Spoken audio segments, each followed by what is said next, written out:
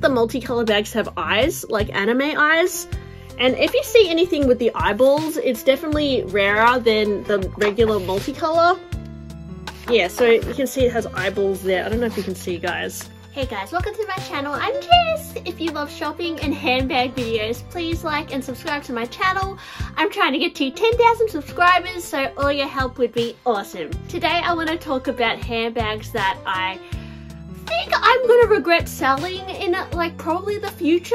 I have owned a lot of handbags in the past, and I feel like I had some very iconic bags, and the reason I sold them was to fund other bags, and I tried to use a kind of one in one out policy only because I have limited space. I like to just have 2 shelves. My shelves are already full, and not only that, but I guess selling bags helps me get extra money to buy new bags. And yes, I have sacrificed some really iconic bags in the past, and honestly I feel like I'll look back when I'm older and be like, oh damn, like they are so rare now, they're probably like worth so much more in the future because of how iconic they are. So I'm going to go through the bags that I feel like I regret selling, basically. But to be honest, if I still had these bags now, 1, I would have less money because I didn't sell them, and 2, I would have less space. So I'd probably have to buy an extra shelf for these bags. So I don't really regret selling them now because I'm very happy with my current handbag collection, but I just feel like I'll look back and be like, damn, that was such a cool bag. I want to share my bag of the day. This is my Hermes Herbag 31. It is in the Chris Viking canvas, and I have a little twilly on it, and I've got a cosmetics pouch inside with kangaroos on it. I also have my card holder from Loewe. It's the Joe Brainard collection. Yes, my boyfriend actually bought it for me. I have my Pokemon coin purse from Irregular Choice. Pretty cool. I have some AirPods in here. And I also have a little mirror, which is handy dandy. And what else do I have in here? I have a little pin. My friend got that for me from Korea, which is pretty cool. And I have some NARS concealer. And that's it. That's what's in my bag. So anyway, just thought I'd share that. And let's go through the first bag that I regret selling. So the first bag I probably regret selling is my Cherry Speedy 25. Now, as I said before, I do and I don't regret selling this, because if I still had it, I don't know where I'm going to put it because my shelves are fully occupied right now, and I honestly feel like if I buy, you know, another 5 bags, I'm going to have to consider, like, I don't know, letting one go. And I'm at this point with my collection that I don't know what I would delete from it. So anyways, it was an awesome bag, the Cherry Speedy. I mean, I was obsessed with the 2005 Hollywood Glamour Louis Vuitton collection, the ready-to-wear in that collection. It was like very, yes, so it was a Murakami collection as well, collab. I just love all the cherry bags in this on the runway, and then they had these like really cool like little cutie pink bags. I just love everything in the, like these like silk bags. Like the bags on the runway were awesome, and the ones that I like in particular were the denim pieces. Like there's this denim piece here with like alligator. That one's really cool. And then my favorite are the cherry pieces. So the Speedy was like a more commercial piece that I guess they produced more of, and it's from 2005. So if you look here, they even have a pleaty bag with the denim and the red. But the cherry section of this runway is just this big cherry bag here. I don't know if you can see it, guys. And it has like a nano bag stuck to it. But they had a lot of Kisslog bags in this collection with cherries. I don't think they showed them all in this book, but just the silhouettes are really interesting. Even this silky bags here. Even that's kind of interesting. I know, like, I'm pretty sure they're releasing a very similar bag soon with that kind of frame. It's very throwback Louis Vuitton. I just love this era of Louis Vuitton, and the Cherry Speedy was like a little kind of thing from that time.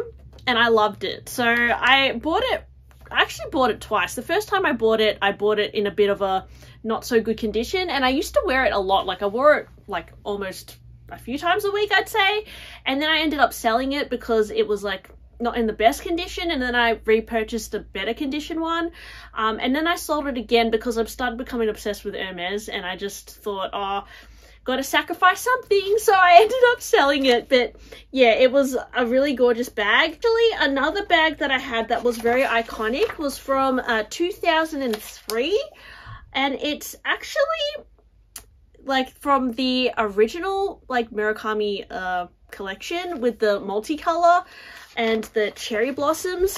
So if you look here, 2003, there's a cherry blossom print, the papillon here, but I actually had a bag called the Sac Retro, and that I bought, where did I buy it? I think I bought it on eBay.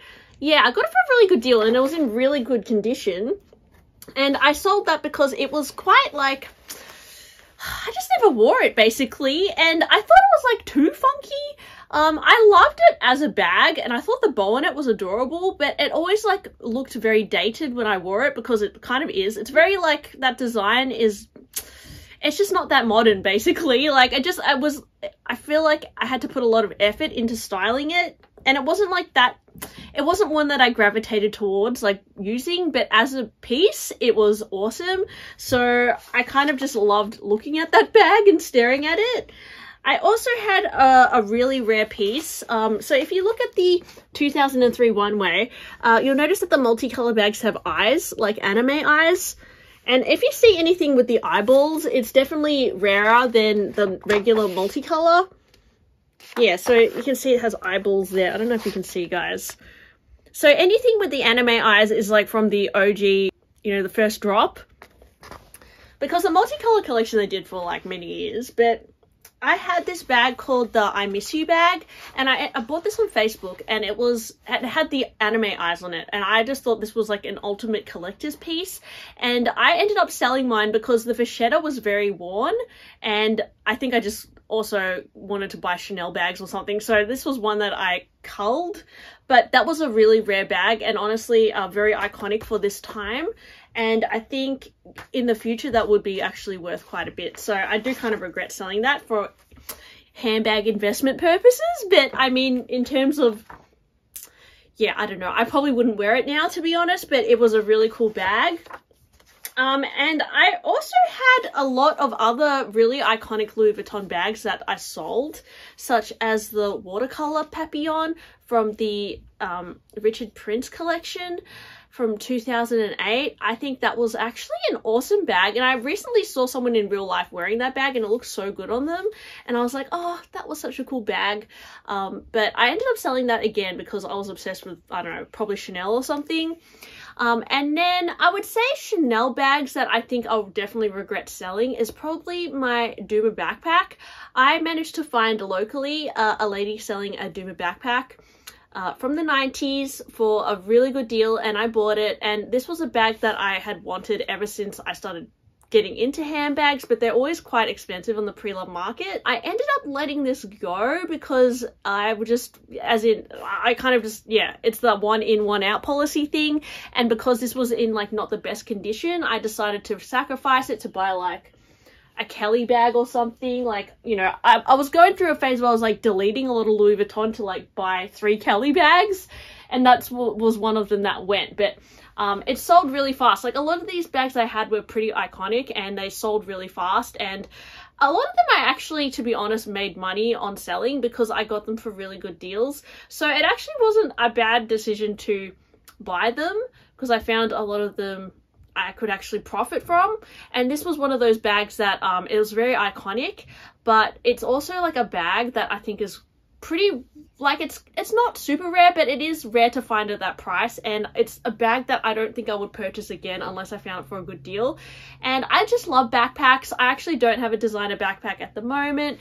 I would love to get the Kelly Ado backpack one day, not this year because I bought a Mini Lindy this year, and which I really love. So yeah, I do plan to get like a cool designer backpack again, but the Duma is one that I think, oh, it was a really cool bag. Another Chanel bag that was like pretty awesome was my Chanel Jumbo with the double-sided faces. This was a bag I think from 1997, and it was really cool because on face value it just looks like kind of like a vintage jumbo, but it actually had a flap on both sides, and it was like a really awesome piece, honestly. And the chain was not movable, so it was kind of stuck on one setting, but I think as a piece it was quite awesome, and the lambskin on it was really thick. This was a bag that I picked up from Cash Converters for a really good deal, and I ended up selling it because, you know, I was kind of just getting into other bags and I had to delete it. But that was also a really awesome bag that I sold. Another bag that I think I really regret selling this, and I actually sold this before I had a YouTube channel. I used to have the 18B Chanel Square Mini in the beige color, so the dark beige. I ended up selling this for like just a little bit over what I paid for it, which was like, I don't know, $4,000 something. But I've seen those resell for like literally $15,000. So the only reason why I regret selling that is because I think I sold it too soon, and it's a really rare and desirable color. I bought that initially from like it was kind of like a personal shopper lady, and it was I got it for a really good price, like just a little bit over retail, and at the time like it was like maybe high fours, I think, Australian money. And now, yeah, literally I've seen it sell for like 15,000 Australian dollars because it's very hard to find a mini in the caviar in that beige. I'm not sure if it would be that price now, because I've noticed that the pre-love market for Chanel has gone down quite a lot, and a lot of those caviar minis, they kind of peaked in value maybe last year. So I'm not sure if it could sell for $15,000 now, but there was a time where minis like that was selling for really high amounts, and I was like, damn, I wish I still had that mini because I could sell it and buy like a Birkin with that money. So yeah, I definitely regret selling that one at, you know, I actually regret selling that just for pure investment purpose. Yeah, so they're the main ones that stick out to me that I regret selling in a way, because I think they were really cool and hard to find bags. But let me know, guys, are there bags that you kind of regret selling, and would you repurchase them again? I honestly don't think I would repurchase these bags again, because I don't know, every time I like repurchase a bag that I bought before, I end up letting it go again. Yeah, I don't think I've repurchased any of these yet, no. So yeah, I don't know, I've tried to just move on and not look at in the past. But yeah, thanks for watching my video today. I hope you enjoyed it. Please like and subscribe to my channel, and I'll talk to you on my next one. Bye!